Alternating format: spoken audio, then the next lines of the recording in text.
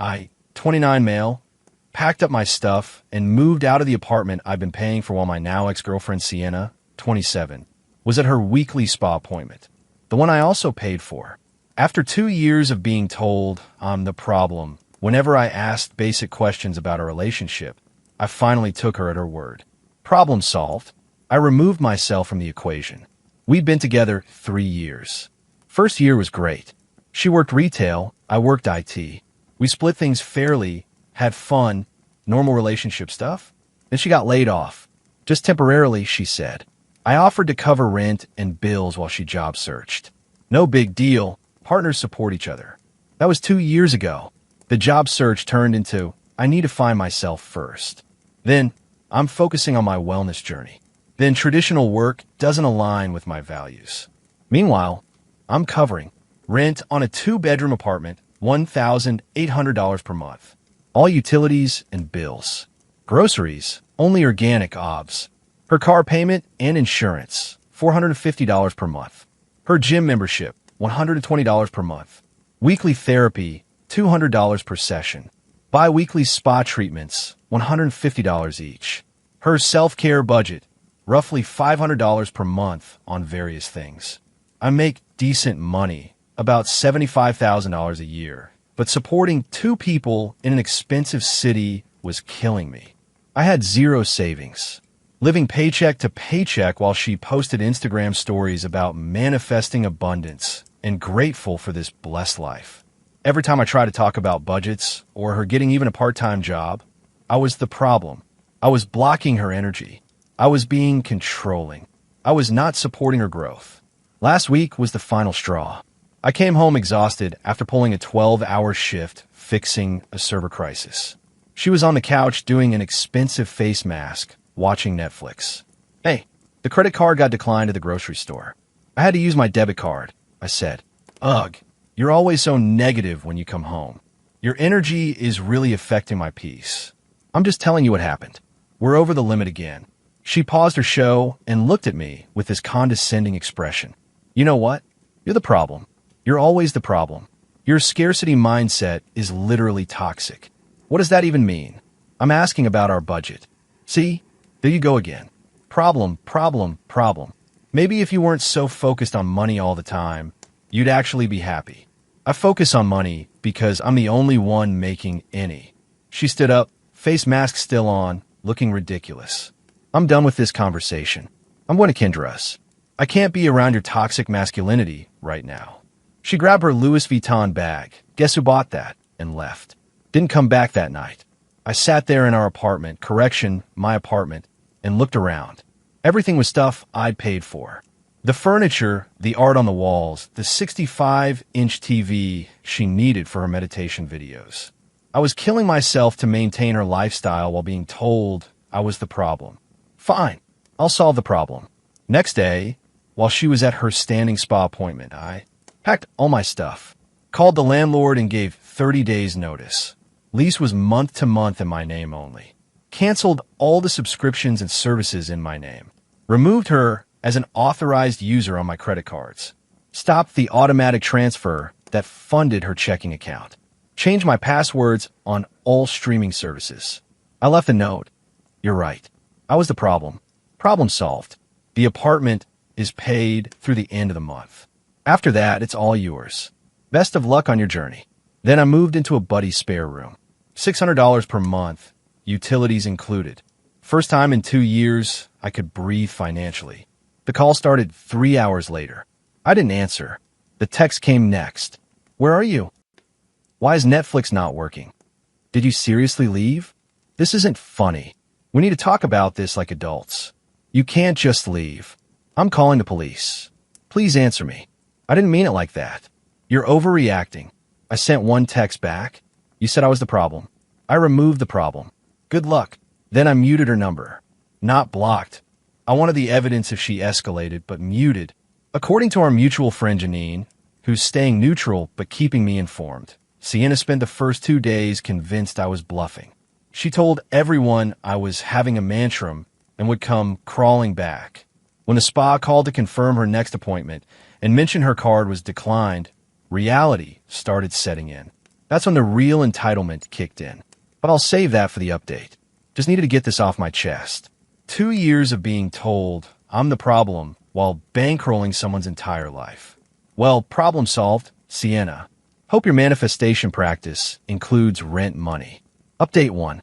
Holy crap, the entitlement escalation has been wild. Thanks for all the support on my first post. Some of you called exactly what would happen, and you were 100% right. So after the spa cancellation reality check, Sienna went through what I can only describe as the 5 stages of entitled grief. Stage 1, denial. She legitimately thought I'd cave after a few days. Kept posting on Instagram like nothing happened. Living my best life. 2 heart sparkles with selfies in the apartment. Janine told me she was telling people we were taking space to grow individually and that I was on a business trip. Stage 2, anger. When a Netflix, Hulu/HBO/Disney Plus all stopped working on the same day, she lost it. Sent me 73 text messages in 2 hours. Highlights include, "You're financially abusing me. I'll sue you for abandonment. You OWE me alimony. We were basically married. I'm going to tell everyone what kind of man you really are. Ma'am, we were never married. There's no common law marriage in our state. And tell everyone what, exactly? That I stopped paying for your life?" Stage 3, bargaining. This was pathetic. She tried everything. "If you come back, I'll consider maybe looking for a part-time job eventually.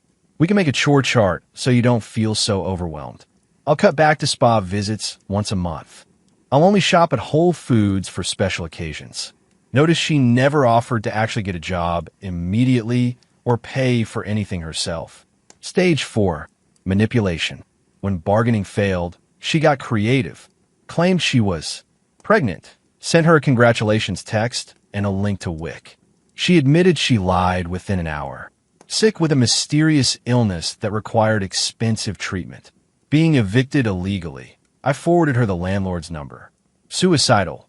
I called 911 for a wellness check. She was pissed but fine. Stage 5, desperation. This is where it gets good. Remember her car? The one I've been paying for? Well, the payment was due 5 days after I left. She had no money to pay it. She actually had the audacity to text. "The car payment is due. I know you're mad, but you can't let my credit get ruined. That's just cruel." Your credit? The loan is an MY name because you had no income when we got it. I paid it to protect MY credit and immediately started the process to sell it. But here's where Sienna really showed her true colors. Instead of, getting a job, she attempt one, started a GoFundMe. Help a domestic abuse survivor rebuild her life. She raised $45, mostly from her mom and aunt. The comments were brutal. "Didn't you post pics from the spa last week? Domestic abuse? Girl, you paid your bills. Maybe try Indeed.com instead." Attempt 2. Try to sell my stuff. Posted MY Gaming Console, My Kitchen Appliances, and MY Electronics on Facebook Marketplace. From the apartment I was still technically paying for. I had receipts for everything and reported the post as fraud. They got taken down. Attempt 3. The sugar daddy route. Changed her dating profiles to looking for a generous man who understands a queen's worth. Janine saw her on 3 different apps. The bios all mention needing someone who isn't afraid of investing in their partner's growth. But the peak entitlement came yesterday.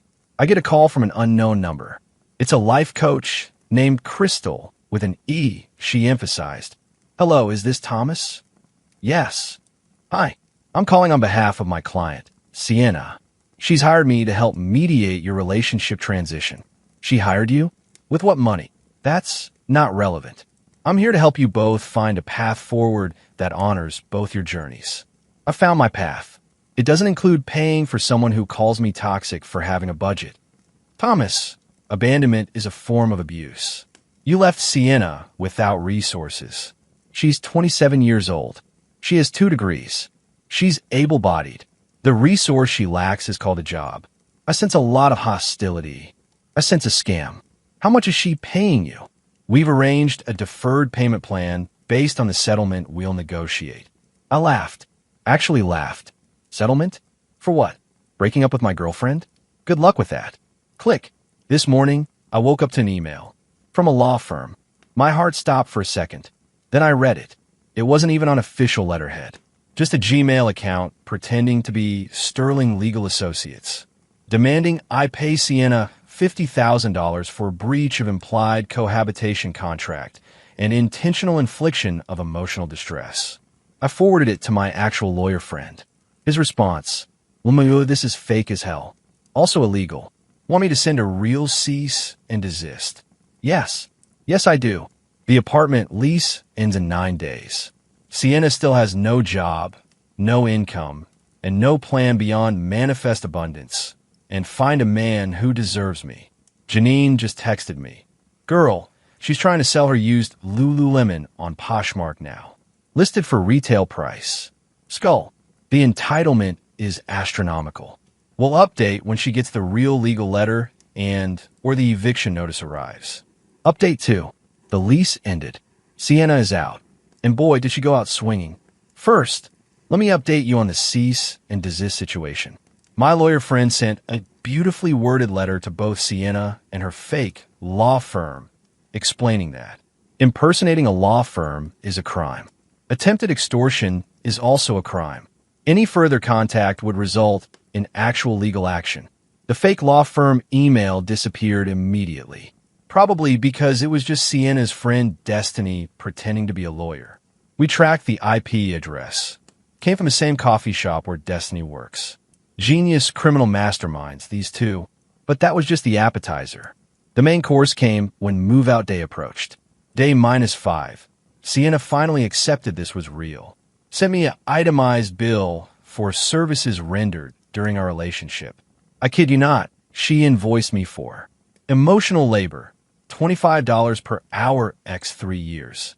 Household management, $30,000 per year.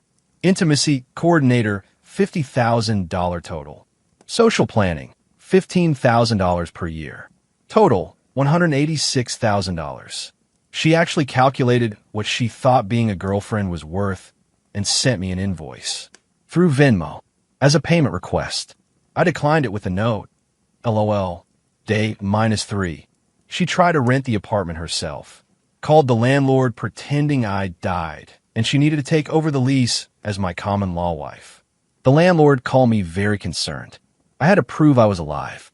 When he told her I was very much not dead and she wasn't on the lease, she cursed him out. He's now planning to sue her for harassment. Day -2, the car got repossessed. I'd stopped making payments and told the bank where to find it. She filmed herself crying next to the tow truck, posted it on TikTok with Day in the life of a girl whose ex stole her car. The comments. Was the car in your name? No, but then he didn't steal it, sis. She deleted the video after an hour. Day -1, panic mode. She rented a U-Haul with whose money? Mystery. And tried to take everything from the apartment. And I mean everything. The shower curtain, the toilet paper, the light bulbs. She was literally unscrewing outlet covers when the landlord showed up for the move-out inspection. He called me. Your ex is trying to take the smoke detectors. Is she okay? She told him those were her smoke detectors. The ones that came with the apartment.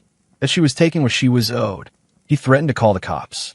She left the smoke detectors, but took all the batteries. Moving day. I had to be there for the final walkthrough. Brought 2 buddies as witnesses. Good thing, too. Sienna was there with her support squad. Destiny, Kendra, and her mom. The apartment was trashed. Not damaged, just filthy. Food left out, trash everywhere, bathroom disgusting. Like she deliberately made it as gross as possible. Her mom saw me and immediately started. How could you do this to my baby? She gave you the best years of her life. She gave me bills, Margaret.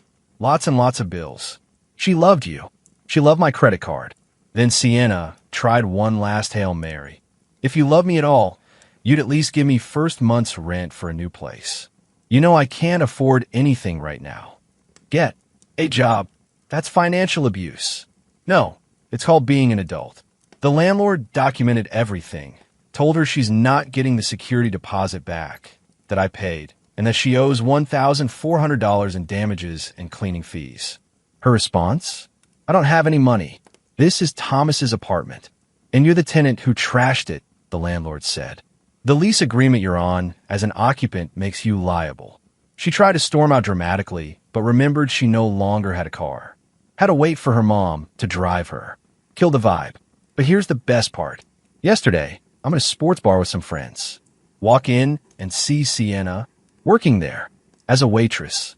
First job in 2 years. She sees me, freezes. I wave. Sit in her section. Because I'm petty like that. She has to serve us. Has to be nice. Has to bring me my wings and beer with a smile. Because she needs the tips. Hey Sienna, didn't know you worked here. Good for you, joining the workforce. She forced a smile so hard I thought her face would crack. What can I get you? I ordered. Tip 20% because I'm not a monster. But I wrote on the receipt. See? Working isn't so toxic after all. Smiling face with smiling eyes. My buddy overheard her complaining to another waitress later. That's my ex. He literally ruined my life. I had to move back with my MOM. I'm 27. The other waitress. Why did he ruin your life? He stopped paying for everything and abandoned me. The other waitress. So he stopped giving you free money? It wasn't free. I was his girlfriend. The other waitress just walked away. Today I signed a lease on my own one-bedroom apartment. Small but mine. I have a savings account again. I can afford to go out sometimes. I'm not stressed about money constantly. Meanwhile, according to social media, public profiles, I'm not stalking. Sienna is living with her parents, working full-time at the sports bar, selling her designer bags on Poshmark at realistic prices now, posting motivational quotes about starting over and Phoenix rising from ashes. The funniest post. Sometimes the universe removes people from your life who are holding you back from your true potential. Grateful for new beginnings. Dizzy. The audacity. I was holding you back. From what? Professional couch sitting? Her mom messaged me one last time. I hope you're happy. She cries every night. She can cry into her paychecks now. Blocked. Final update. This is the last update because the Sienna saga has reached its ridiculous conclusion. Remember how she was working at the sports bar? Well, that lasted exactly 3 weeks. Not because she quit, because she got fired. For what, you ask? She gave out her Venmo handle to male customers with little notes saying, tips appreciated outside of work too. 2 hearts. Management found out when a customer complained. Apparently, she told one guy that she was struggling because her abusive ex left her with nothing, and he felt uncomfortable. But before she got fired, something amazing happened. I was out with friends, different sports bar, didn't want to make a habit of running into her when I get a text from a number I don't recognize. Hey, is this Thomas? I'm Craig. I met your ex Sienna at sports bar. She gave me your number as a reference. A reference? For what? I had to know. Reference for what exactly? She applied to be my personal assistant. Said you could vouch for her work ethic and organizational skills. I almost spit out my beer. This woman who hadn't worked in 2 years, who couldn't even keep our apartment clean, wanted me to be a job reference?